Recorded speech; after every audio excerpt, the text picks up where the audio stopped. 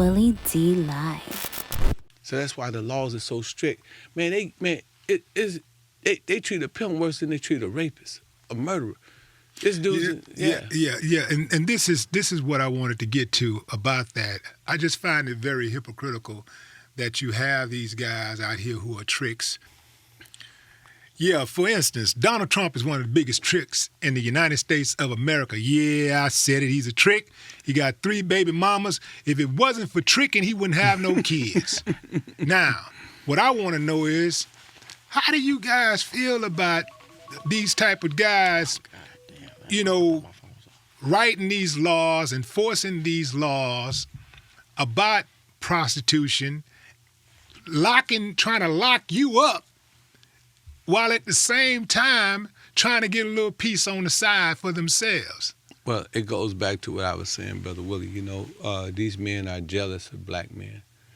Black men have always been, the gods of the universe. I mean, it's because of a chemical that is formed during the early fetus called melanin.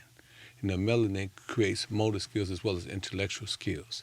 That's who we are, and we able to be in any situation, especially what you brothers did with hip-hop.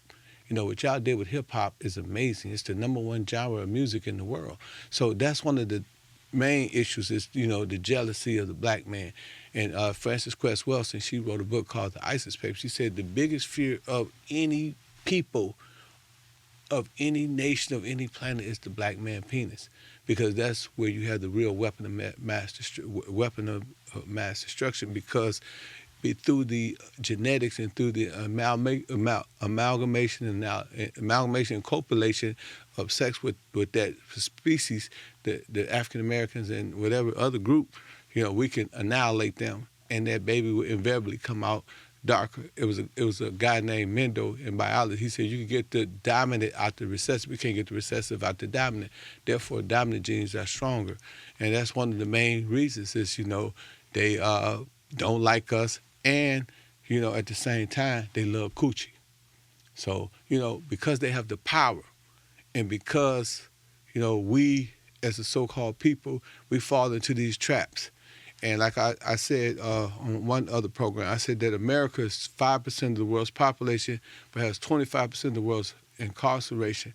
6% of that are African Americans. When you talk about African Americans, you're talking about eligibility, you're talking about not women, not disability, not children.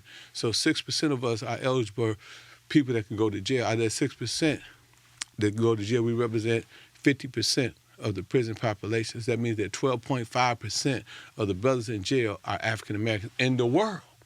But we're only 6% of eligibility, we're only 13% of the population. So if you take that 40 million that represent that 13%, and you take that and put that down to 6%, you're talking about a small denomination, right?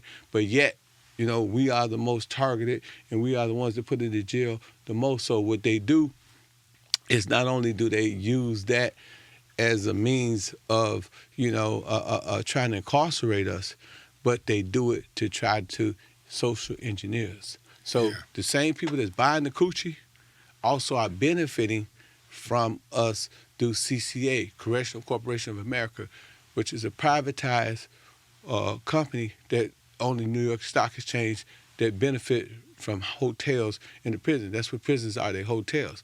You can't have hotels without occupants. So, that's all a part of the divine scheme too. And they don't have no problem with locking peas up, because you got to think about it.